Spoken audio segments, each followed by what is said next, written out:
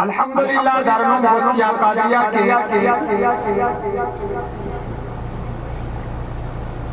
آج میلاد النبی صلی اللہ علیہ وسلم کے اس پروگرام میں آپ حضرات نے شرکت کی ہے. میں دل کی آتھا ساگے گہرائیوں سے آپ کو مبارکباد پیش کرتا ہوں اور آپ کے لیے دعا گو کہ اللہ تعالیٰ آپ کی حاضری کو اپنی بارگاہ میں قبول فرمائے. اور میرا یقین یہ کہتا ہے آج کی روش اور آج کے انداز کو دیکھ کر اللہ کی بارگاہ میں دعا کرتا ہوں کہ اللہ تعالیٰ ان مدارس اسلام کی بقا کو سلامت رکھے. جب تک مدرسے قائم ہیں اس وقت تک الحمدللہ ثم الحمدللہ ہماری سوئی ہوئی قوم کو بھی کبھی کبھار یہ شعور پیدا ہو جائے گا جس خالق نے ہمیں بنایا ہے اور جس مصطفیٰ جان رحمت صلی اللہ علیہ وسلم کے صدقے میں بنایا ہے آخر کبھی نہ کبھی ہم بھی اس محفل کا حصہ بن جائیں. ورنہ اگر مدارس اسلامیہ کا وجود نہ ہو تو ہمیں ذات خدا اور ذات مصطفیٰ صلی اللہ علیہ وسلم کا تصور تک بھی نہیں ہو پائے گا.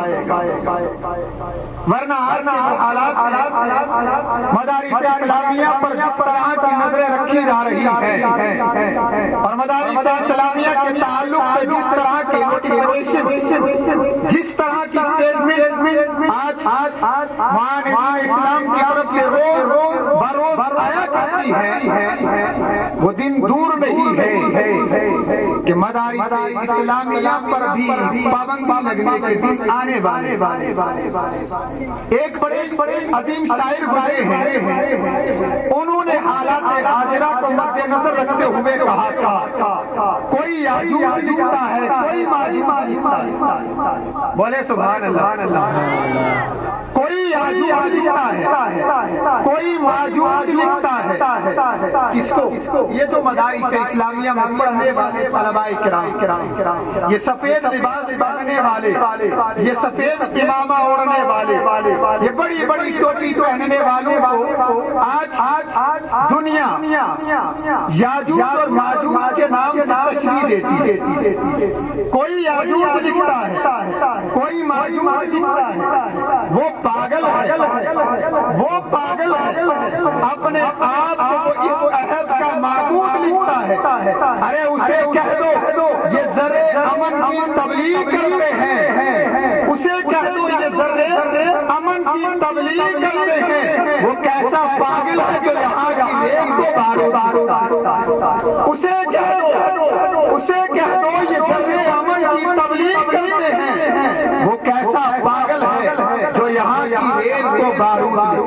کیا بات. میلاد النبی صلی اللہ علیہ وسلم کے جلسے میں آنے والوں میں آپ کو دل کی گہرائیوں سے مبارکباد پیش کرتا ہوں کہ اللہ تبارک و تعالی آپ کو حضور صلی اللہ علیہ وسلم کی آمد کی خوشی میں یہاں جمع ہونے کی توفیق عطا فرمائے. بولے سبحان اللہ.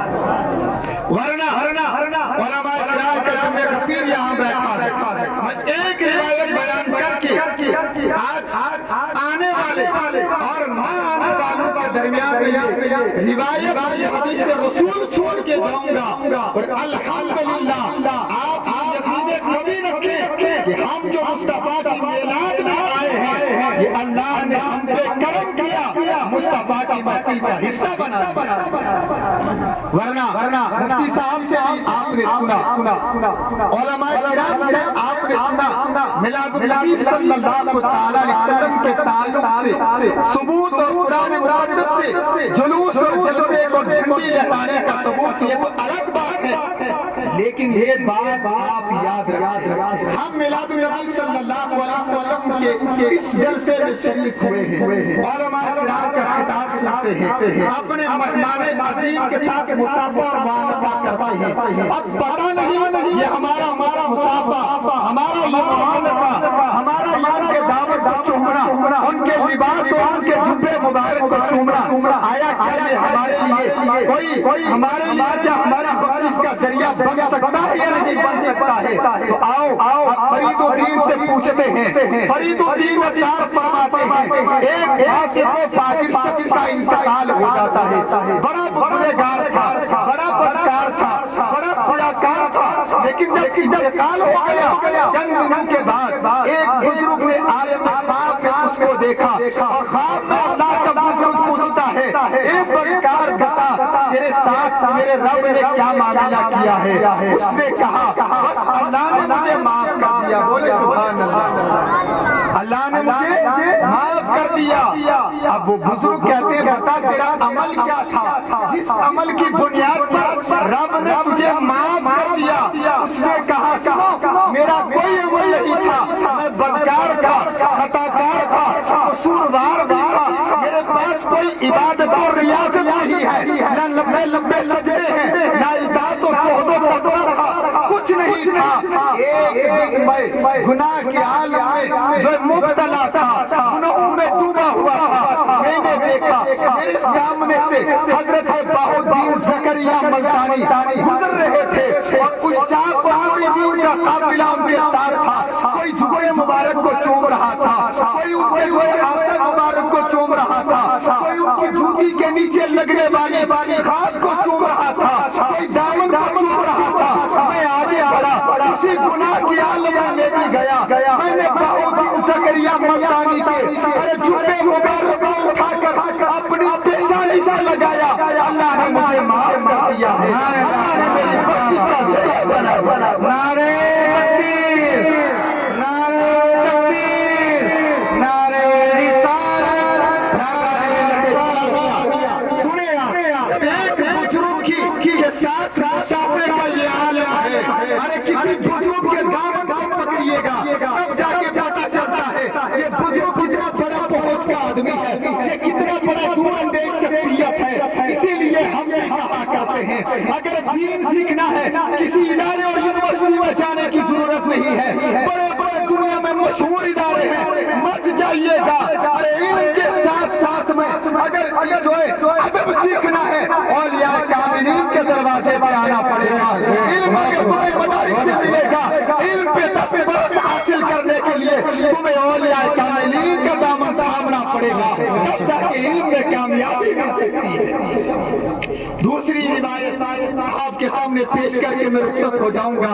دیکھیے آج میلاد النبی صلی اللہ علیہ وسلم کے جلسے میں ہم حاضر ہیں، لوگ دلیلوں کے بارے میں بات کرتے ہیں، قرآن میں کہاں لکھا ہے، حدیث میں کہاں لکھا ہے اور اقوال صحابہ سے کہاں ثابت ہے؟ کیا رسول اللہ صلی اللہ علیہ وسلم کی 63 سالہ زندگی میں کیا حضور نے میلاد النبی منایا؟ کیا اللہ نے قرآن میں منانے کا حکم دیا؟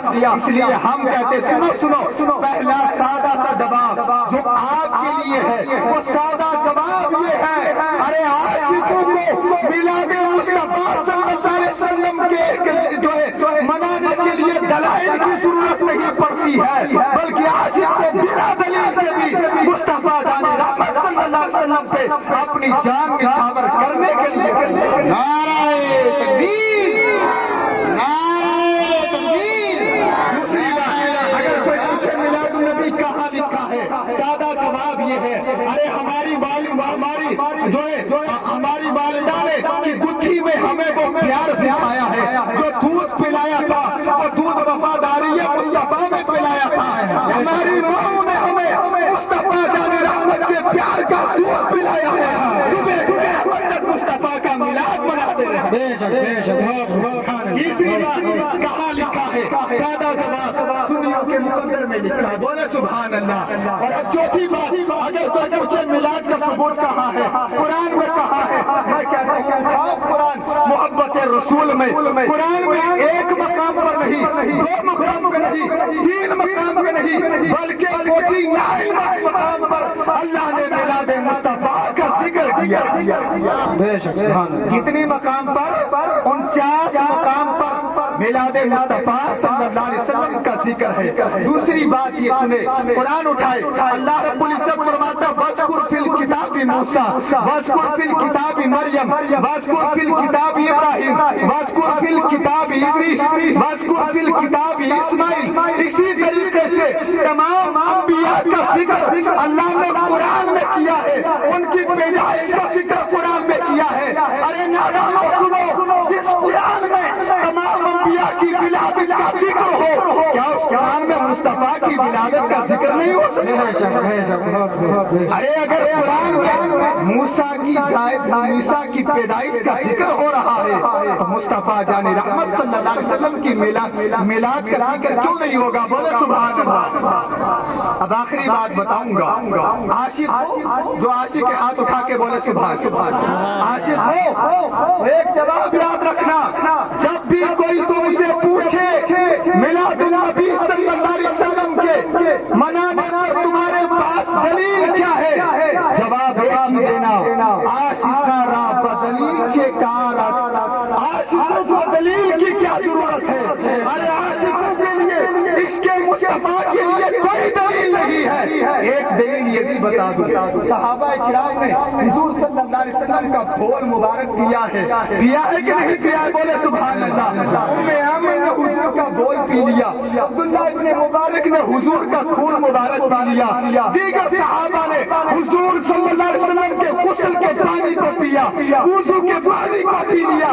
میں پوچھتا ہوں جو میلاد نبی صلی اللہ علیہ وسلم کے تعلق سے دلیل پوچھتے ہیں ان سے کہو، سے پوچھو تو نے حضور کا بول مبارک کیوں پیا؟ کیا حضور نے کس حدیث پاک میں فرمایا تھا جو میرا بول پیے گا اس کے لیے شفا ہو جائے؟ جو تمہارا جواب ہوگا وہی ہمارا جواب ہوگا۔ لیکن ایک میں بتا کے رخصت ہو جاؤں گا، ابن کثیر نے جو حافظ ابن کثیر نے البدایہ والنہایہ کے اندر بھی نقل کی ہے اور نسیم الریاض کے اندر بھی یہ حدیث پاک موجود ہے۔ آپ فرماتے ہیں رویہ اللہ رجلا قال رأیت النبی صلی اللہ علیہ وسلم ابعد فی المذہب۔ ایک صحابی رسول کہتے ہیں میں نے رسول اکرم صلی اللہ علیہ وسلم کو دیکھا، میں حضور کے ساتھ تھا، حضور صلی اللہ علیہ وسلم کو دیکھا ابعد فی المذہب کہ وہ قضائے حاجت کے لیے دور ایک مقام میں تشریف لے گئے۔ بولے سبحان اللہ۔ جب حضور قضائے حاجت کے لیے دور تشریف لے گئے، تھوڑی دیر کے بعد فلما خرج، جب حضور وہاں سے نکل گئے، جب حضور وہاں سے نکلے، اب صحابی رسول فرماتے ہیں میں وہاں گیا۔ بولے سبحان اللہ۔ یعنی جہاں حضور نے قول مبارک کیا، صحابی کہتے ہیں حضور کے آنے کے بعد میں وہاں گیا، فلما خرج، جب حضور نکلے میں وہاں گیا، صحابی کہتے ہیں نظر تو میں نے دیکھا، فلم ارا شیئا، میں نے کسی چیز کو نہیں پایا۔ بولے سبحان اللہ۔ یعنی صحابی کہتے ہیں میں نے دیکھا وہاں جس جگہ میں قضائے حاجت حضور نے فرمایا میں نے وہاں دیکھا، فلم ارا شیئا، کوئی چیز نہیں پائی وہاں، نہ تو بول مبارک کا اثر تھا نہ بول مبارک کے نشان تھے، میں نے کچھ نہیں دیکھا۔ اب صحابی سے پوچھے آپ نے کیا دیکھا؟ تو صحابی کہتے ہیں نظرت فی ذالک الموادی الثلاثۃ الاحجار، میں نے وہاں دیکھا کہ وہاں پر 3 پتھر پڑے ہوئے ہیں۔ بولے سبحان اللہ۔ کتنے دیر؟ 3 ڈیلے پڑے ہوئے تھے۔ عدد مسنون کیا ہے؟ وضو کے اندر، یعنی جب بھی کوئی وضو استنجا کرے نجاست کو زائل کرنے کے لیے پتھر استعمال کیا جائے، بعد میں پانی استعمال کرنے کا حکم ہے، لیکن پہلے پتھر کا استعمال کرنے کا حکم ہے۔ لیکن شریعت مطہرہ نے اس کی حد بھی بتا دی ہے، اس کے جو ہے عدد بھی بتا دیے ہیں۔ شریعت کہتی ہے 3 پتھر کو استعمال کیا جائے، لیکن صحابی کہتے ہیں ارے رأیت فی ذالک الموادی الثلاثۃ احجار، میں نے اس جگہ دیکھا 3 پتھر پڑے تھے۔ صحابی کہتے ہیں اٹھا لیا، جب میں نے ان کو اٹھایا، اٹھانے کے بعد میں نے کیا دیکھا؟ ان سے اتنی خوشبو آ رہی تھی جیسے کہ مشک و عنبر کی خوشبو آ رہی تھی۔ سبحان اللہ، کیا خوشبو تھی، ارے مشک و عنبر کی خوشبو آ رہی تھی۔ میں لے کے گھر آ گیا، سینے سے لگایا، گھر لے کے آیا۔ اس کے بعد جب جمعہ کا دن تھا، اب جمعے کے دن میں صحابہ اکرام تو اعلیٰ قسم کی عطریں لگا کر کے مسجد نبوی میں موجود تھے، لیکن جب میں وہاں پہ پہنچا تو میں نے کیا کیا؟ ارے وہی 3 ڈیلے میں نے اپنے جوتے کی آستین میں جو چھپا کے رکھی، جب مسجد نبوی کے صحن میں سے گزر کے مسجد نبوی کے دروازے سے اندر گیا ہوں تو میں نے قدم رکھا، قدم رکھنا تھا، اور اتنی خوشبو پھیل گئی کہ تمام صحابہ کرام کی خوشبو پر وہ عطر والی، وہ ڈیلے والی خوشبو جو ہے حاوی آ گئی اور ان کی خوشبو ختم ہو گئی۔ ایک صحابی نے کہا بتائیے کون سی عطر لے کے آئے ہو؟ ایسی عطر کہ ہماری خوشبوئیں جو ہے ماند پڑ گئی۔ کہا خوشبو نہیں ہے، یہ عشق کا فیصلہ ہے۔ کہا خوشبو نہیں ہے، یہ عشق کا فیصلہ ہے۔ تبھی تو علامہ نبہانی فرماتے ہیں ارے جتنے بھی صحابہ کرام نے حضور صلی اللہ علیہ وسلم کا بول مبارک پیا ہے، نسلوں بعد بھی ان کی اولاد سے وفادار رسول پیدا ہوتا رہے گا اور مشک و عنبر کی خوشبو آتی ہے۔ نعرہ تکبیر، نعرہ رسالت، جشن عید میلاد النبی، نعرہ تکبیر، نعرہ رسالت، سبحان اللہ۔ آج میلاد النبی صلی اللہ علیہ وسلم کے جلسے میں حاضر ہوئے ہو، میں دعا کرتا